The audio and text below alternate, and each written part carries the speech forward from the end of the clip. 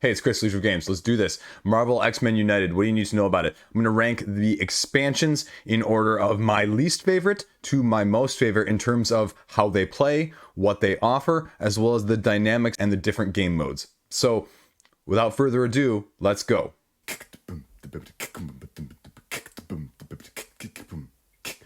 So if you're not familiar with Marvel United at all, or you're wondering about my thoughts on the X-Men version versus the original version, click above. You can check out my original review of the latest 2.0 essentially version of it. The too lazy, didn't want to watch it version is that it's better than the original Marvel United. If you're going to get one or the other, this is a clear hands down. But after that, after you get through that aspect of things and you're looking at the new expansions for all of X-Men. So I'm going to be ranking all 10 expansions here. What do you need to know? What are the things that are going to be useful? And how do I rank all of the expansions now that they are all out there? Let's go. Number 10. Number 10 is Deadpool. I'm going to go with it. Deadpool, this may be an unpopular pick. Deadpool is a fan favorite all the time when it comes out, when it comes around. But with this iteration, with the randomness that comes with the deck, with the endless loop potential of the play, just the silliness of quote unquote breaking the fourth wall, it felt a little bit more like this was shoehorned in to utilize it rather than, really taking advantage like some of the other expansions, some of the other heroes, some of the other villains have done from a thematic incorporation. When I'm fighting with certain types of heroes, when I'm fighting with certain villains, it really has more of a thematic incorporation. And Deadpool, for me, it's just a little bit too out there. It's a little bit too silly. The bang for the buck is just not there. And, that can be said about a lot of these expansions, but this one in particular just did not strike home for me. And that's why it's the first or potentially last one on this list. Number 9. Number 9 is going to be a little bit of a surprise, but it's actually one that I love from the comic side of things, but does not translate as well here, and that's Phoenix 5. I love the idea of the Phoenix 5. When I saw that this was announced, this is one of my favorite comic book situations where the Phoenix breaks apart and a bunch of the X-Men all get cosmic fragments of the Phoenix and become supercharged. Colossus gets one, Cyclops gets one, Namor gets one, Emma Frost gets one, Magic gets one. It's just a cool concept, and they're taking sort of a la the Sinister Six or even the campaign, the Infinity Gauntlet set up from the original in terms of a campaign and giving you some carryover here. Just the execution, though, I just don't find as enthralling as the Infinity Gauntlet. The incorporation of the Phoenix cards building up depending on how you do based on the buildup of the Phoenix cards, depending on how you do with the previous Phoenix Force person that you defeat, it's okay. The heroes are not as good. I really wish that all of these were purple. If all of these X-Men in the box were purple and you could utilize them to a maybe more limited extent, that would be more intriguing, and that would really move this expansion up higher for me when it comes to that. But overall, it just did not feel as well put together as the previously mentioned Infinity Gauntlet campaign. And compared to the other offerings that came with this X-Men bundle, it was just a little bit more of a letdown, comparatively speaking. It's still staying in my collection, but I also don't feel as enticed with this, again, comparing to the Infinity Gauntlet, to play these individual Phoenix Force members without the campaign as I may have with some of Thanos' henchmen in the first place in that regard.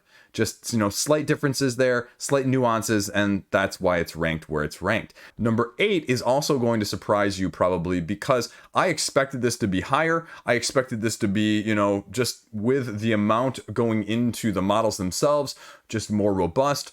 But that is Sentinels, aka Days of Future Past. You get a cool Logan, you get some awesomely massive Sentinels to go along with it, but I just don't sense that the replayability is that significant. Nimrod is cool. You have to beat the 3 Sentinels before you can even get to Nimrod. You just have to knock the Sentinels out, and then you have to deal with Nimrod and his counter. But it's more very situational. I don't think it's very adaptable because some of the other benefits of the higher ranked expansions on this list is that you can cross port them. You can, use a little bit of this. You can use a little bit of that. You can take the villain out of that scenario. You can port the rules from that expansion into the other ones.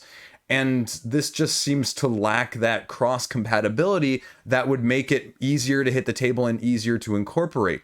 That was the big problem with a lot of the expansions from the first time around of Marvel United, and that's why I didn't keep almost half of them, is just because the modes felt tacked on and they didn't really feel like any incorporation along with some of the other mixing ins was as good. And that's where this one really lacks, where the Sentinels are really awesome. They're absolutely fantastic miniatures, but they're very limited in their use. And so it's a nice novelty. It's great to get out once or twice to have other people experience it, but I wouldn't go back to it as much as I would with some of the other ones. Next up on number 7 is actually going to be First Class.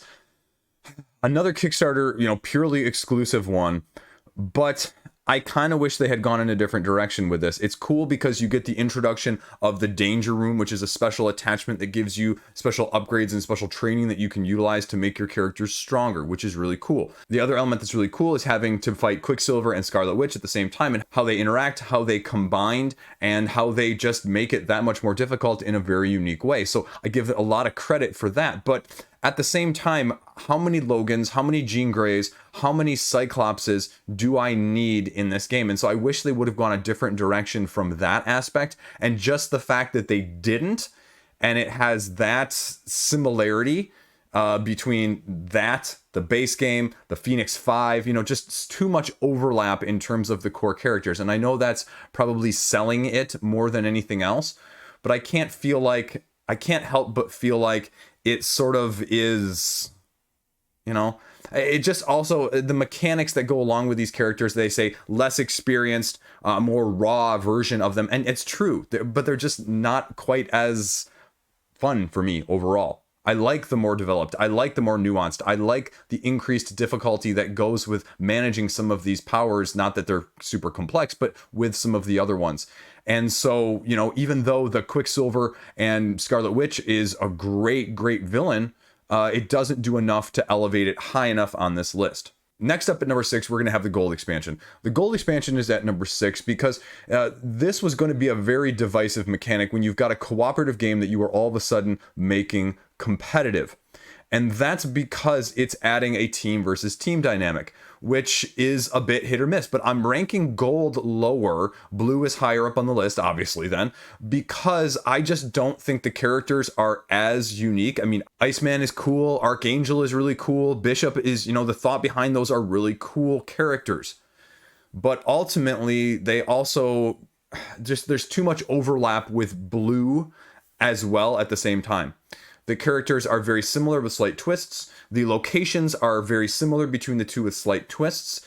And Sebastian Shaw is a cool villain, but he is ultimately also edged out by Sinister, or Mr. Sinister, depending on what you and when you're familiar with him from the comic books. And so that's why actually Blue Team is number 5 on this list, just narrowly edging it out in that aspect, because Sinister is probably also a top 5 villain of all the villains in the game that you can play against, of the X-Men version at least, with his DNA incorporation where he's giving and taking and, essentially disabling you to a significant extent, which is an absolutely great, tremendous mechanic. And that's nothing to say of Sebastian Shaw, who is also good, but just the heroes are a little bit of a letdown on both sides of these aspects. But the incorporation of a team versus team, cooperative, different changing of the objectives in order to defeat the villain or do the most damage to the villain is a cool mode. And it's probably going to go underutilized just because the purely cooperative version is so good in the first place. But that's why it's sort of falling in the middle here. Now, number 4 is going to be, it's sort of the biggest departure on this list. It was one that I sort of poo-pooed originally when it was announced, because again, I thought it was very similar to Deadpool, that they're just kind of shoehorning it in. And to be frank, comparatively, they are sort of shoehorning it in. Fantastic Four is not an X-Men. It's not. But it works well. Now, this one is a little bit more complex. There's lots of ongoing effects and activities with the main 4 characters, also with the Super Scroll. So it's going to give you more upkeep. It's going to give you more complexity if you're looking for that. And it's just a little bit more in that sense. If you don't like it, I mean, I could easily see people arguing and having this one lower on the list very, very quickly. But for me, it's adding an additional layer that I'm looking for that some of the other heroes and some of the other villains really lack at times. Not all of them, but there are a significant few that are definitely more lackluster than others. And that's why it's a little bit more intriguing. It's a little bit more interesting. That's also why it's going for a higher secondary price on the market. Number three is X-Force. 1, because it has Strife. 2, because it has Cable. 3, because it's adding a different mode of crisis tokens that is adding cross compatibility across the board with whatever, whenever, however you want to incorporate it, making it potentially more significantly difficult, especially adding more locations at the same time. Now, I wish they would have gone a slightly different direction. I mean, the old school X-Force is cool, but the new school X-Force with more of the recent, last 3-4 years in the comic books is even cooler. And then you could have incorporated Deadpool. Now, you saw also a few people from that newer X-Force in the stretch goal box as well, like Phantom X, but it would have been really cool to have a few more from that element of things, because that's a much darker X-Force than we are used to, even though they're very similar in terms of the characters and what they're trying to achieve as basically, they're the assassination squad. They're the gets dirty squad, essentially, when the regular X-Men aren't willing to do or go to that level or that degree, if you will.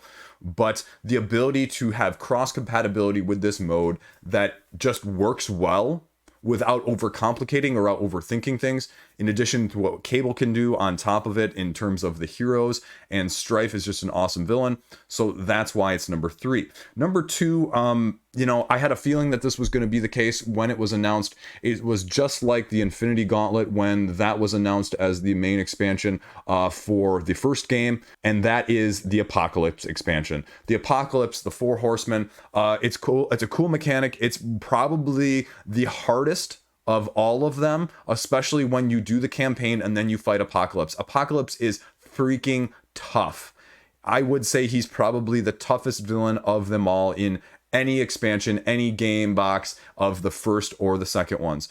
And that's cool because it's really he's meant to be the end all be all of the bosses in this game, and it shows.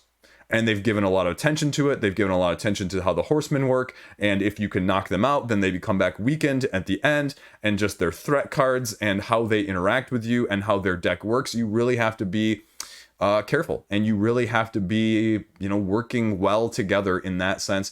It really just flows. And you can tell a lot more work went into this one than some of the others, which is unfortunate. But it was also the case with the first round of Marvel United expansions in that case. Number 1, I'm going to cheat here. This is a little bit of tongue-in-cheek, as this is maybe not a true expansion, but if you ever ask me what to get, the answer is always just going to be the stretch goal box. The stretch goal box has better villains. It has more heroes, more anti-heroes. It has more variety. It has just the ones that are really, really fun to play across the board. And it looks like whoever designed some of these really just had a good time making them, and it shows. You have more content in just the stretch goal box, more value in just this box than, probably 3, 4, even potentially 5 of these other expansions put together. And it won't cost you 5 of them total. And so that's why, by far and away, this is the best value. This is the number 1 thing I would say. If you have any copy of the game and you are looking for across the board what to pick up, you get the X-Men stretch goal box, period. You will be happy. You will be content. There is more than enough in there to last you for the rest of your collection. Even then, if you add in 1 or 2 of these other modes like Blue or even the X-Force expansion to get a little bit different variety and a little bit different, difficulty without even going into the solo mode or the supervillain mode. It's got everything you need right there. And that's why it's easily head and shoulders number 1 on this list. There you go. Those are my rankings of the CMON Marvel United expansions. Let me know how wrong I am in the comments. Let me know what you agree with, what you disagree with, and where you stand overall. There you go. Thanks for watching. Stay classy. Have a great day. See you around.